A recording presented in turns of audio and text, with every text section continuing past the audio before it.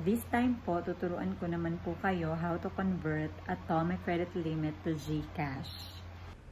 So, if you have available spending limit, pwede po natin yang i-convert into GCash. Pero, via Lazada app. So, punta tayo ngayon sa Lazada app ko. Open natin. Okay.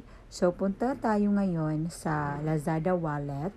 Then, let's have payment options. Then, dito, nakapag-link na ako ng GCash and Atomy credit ko. So, if hindi pa kayo nakapag-link, so, ituturo ko po how to link. Just add or type the card number, expiry date, and CVV. Yon. Then, name of card. After nyan, link now. Then, magbibigay sila ng OTP sa phone number mo. Tapos na malink ng Atomy app mo, pwede na siyang gamitin. Pagkatapos mong mailink ang account mo, pumunta ka sa search bar, then type Giftaway Incorporated. I-search mo yung store. Then pwede kang mamili ng mga gift vouchers na pwede mong gamitin. Legit po ang store nila sa pagbebenta ng mga e-vouchers. You can buy more gift vouchers as long as you can, but meron na po silang limit per day na pwede mong i-transact.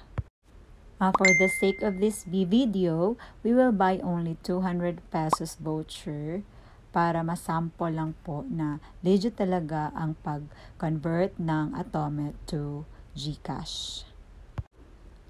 So, i-place order na natin. Make it sure yung email na nakalagay dapat sa digital delivery, dun mo ilalagay yung correct Gmail mo or email mo para mapunta talaga yung code dun sa email mo. So, our transaction confirmation, ayan na, successful na. Then, balik agad tayo sa ating Gmail. So, tignan natin yung confirmation at the same time yung code na ipinasa. So, if wala pang code, mag-wait tayo 3 to 5 minutes hanggang sa darating yung code. So, ayan na nga, dumating na nga yung code sa aking Gmail account, kaya inopen ko naman. Then, open gift. Inopen ko yung giftaway. Ilagay ko yung email address ko.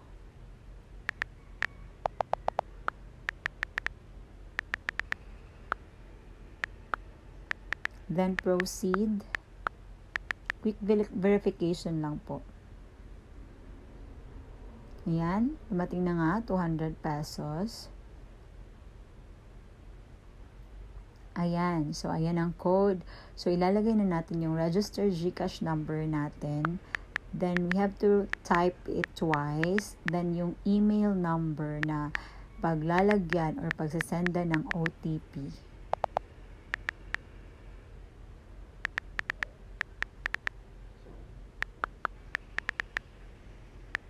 Then, redeem. Okay, so, ang OTP, isa-send yun sa Gmail yun. So, copy and paste nyo lang dito sa 6-digit verification code box. Then, proceed. So, agad-agad, darating na rin yung GCash nyo na 200 pesos.